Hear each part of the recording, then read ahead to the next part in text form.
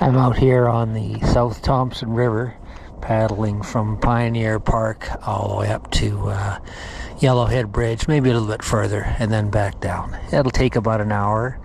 It's middle of February, middle towards the end of February, and there's no ice around. A little cool, but I'm wearing all the safety gear and enjoying being back on the river again.